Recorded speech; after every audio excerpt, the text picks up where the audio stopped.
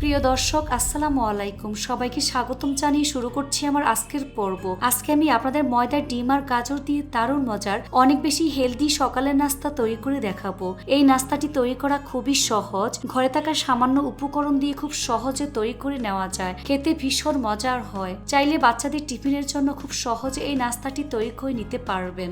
তো চলুন রেসিপিটি দেখে নিচ্ছি।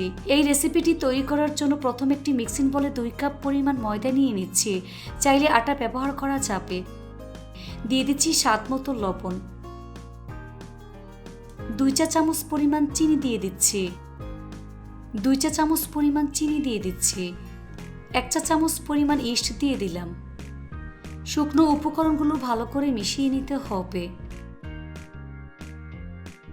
1 টেবিল চামচ পরিমাণ সয়াবিন তেল দিয়ে দিলাম। এবার সবকিছু একসাথে খুব ভালো করে মিশিয়ে নেব। হাত দিয়ে ঘষে ঘষে তেল ময়দার সাথে খুব ভালো করে মিশিয়ে নিতে হবে, কারণ ময়দাটা যত ভালো হবে এই নাস্তা তত বেশি নরম তুলতুলে হবে। যখন দেখবেন হাত দিয়ে মুঠ করলে এরকম দলা পেকে যায়, তখন বুঝতে হবে ময়ানটা একেবারে পারফেক্ট হয়েছে, অর্থাৎ তেল ময়দার সাথে খুব ভালো করে মিশে গিয়েছে। এবার এর মধ্যে অল্প অল্প করে কুসুম গরম পানি দিয়ে মোটামুটি সফট একটি ডো তৈরি করে নেব। এই ডোটাকে কোনোভাবেই শক্ত করে ফেলা যাবে না, মোটামুটি নরম থাকবে। ডোটা মাখানো হয়ে গিয়েছে। উপরে সামান্য পরিমাণ তেল মেখে নিচ্ছি, এতে করে ডোটা ড্রাই হয়ে যাবে না, একেবারে সফট থাকবে। রেপিং পেপার দিয়ে ঢেকে রেখে দেব প্রায় 30 মিনিটের মতো। এই ফাঁকে নাস্তার জন্য পুর রেডি করে নেব। এখানে আমি 3টি সিদ্ধ ডিম খোসা ছাড়িয়ে পরিষ্কার করে নিয়েছি। আর এখানে 1টি গাজর নিয়েছি, গাজরের খোসা ছাড়িয়ে নিয়েছি। এবার একটি গ্রেটারের সাহায্যে আলু এবং গাজর গ্রেট করে নেব।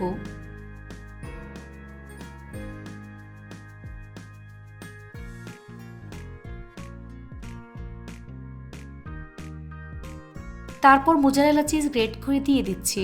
এখানে 2 টেবিল চামচ পরিমাণ মোজারেলা চিজ দিয়ে দিচ্ছি। দিয়ে দিচ্ছি স্বাদ মতো লবণ। 2 চা চামচ পরিমাণ চিনি উঁচু করে দিয়ে দিচ্ছি। সবকিছু খুব ভালো করে মিশিয়ে মিশ্রণটা রেডি করে নেব।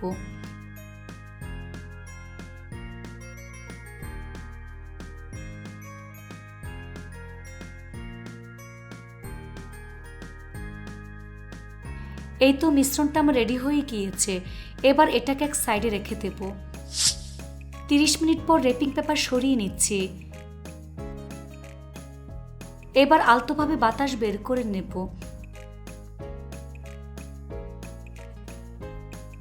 তারপর ছোট ছোট 5টি লেচি কেটে নিচ্ছি।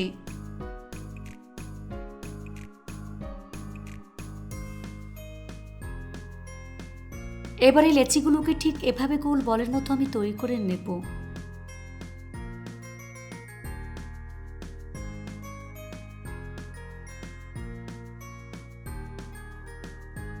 বাকি লেচিগুলোকে একইভাবে গোল বলের মতো আমি তৈরি করে নিয়েছি।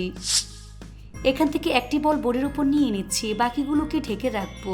আপনারা চাইলে এ পর্যায়ে 10 মিনিটের জন্য রেস্টে রেখে দিতে পারবেন, এতে করে নাস্তাটা অনেক বেশি নরম তুলতুলে হবে।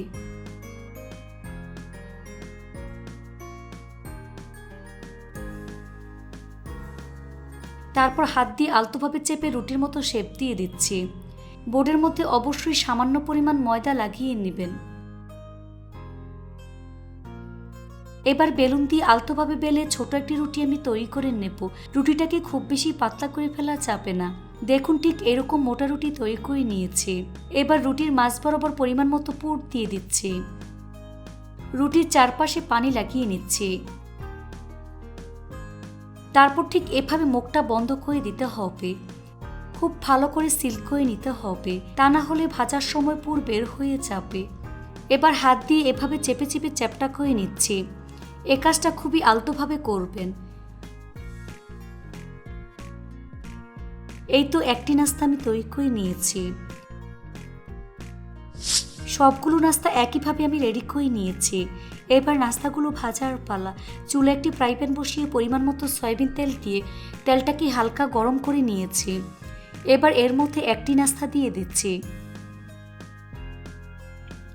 চুলার স্লো মিডিয়ামের মাঝামাঝি রেখে ঢাকনা দিয়ে ঢেকে রেখে দেব প্রায় 4 থেকে 5 মিনিটের মতো।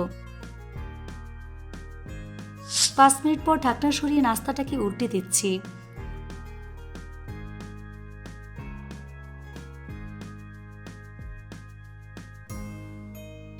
আবারও ঢাকনা দিয়ে ঢেকে রেখে দেব প্রায় 5 মিনিটের মতো।